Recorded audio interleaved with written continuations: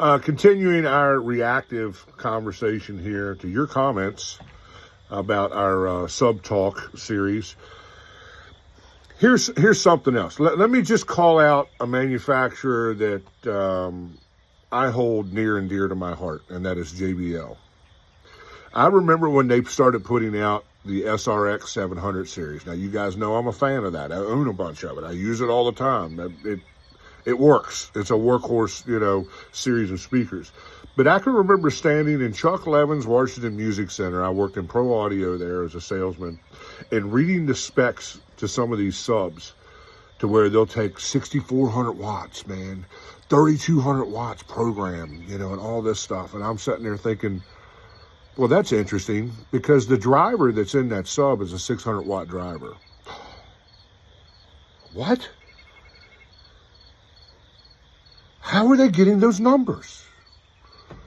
Well, I'll tell you how.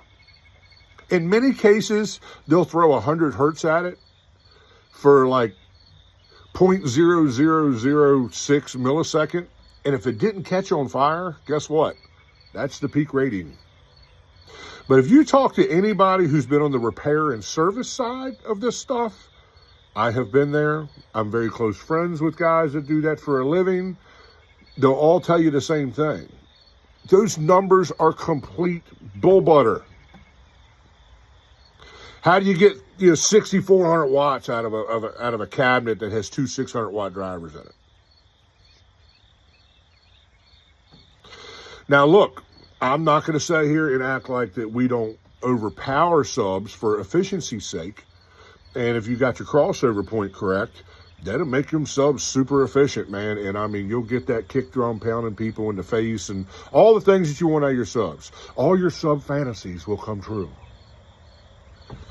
But you got to kind of wrap your head around this idea that all this stuff you're reading on paper is not necessarily true. Some of it is a fairy tale.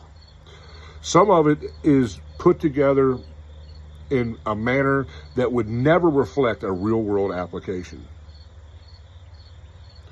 I had a guy argue with me about this not long ago. I'm like, dude, go look up the drivers that are in the box and look what the ratings are of that driver. Okay, if that driver is only 600 watts, I know the enclosure can do some kind of black magic. I understand all that, the science of enclosures, and that can give you more sound pressure and that can give you more resonant frequency. I get all that, okay?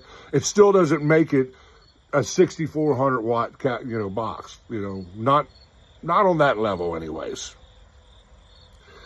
Food for thought, ladies and gentlemen.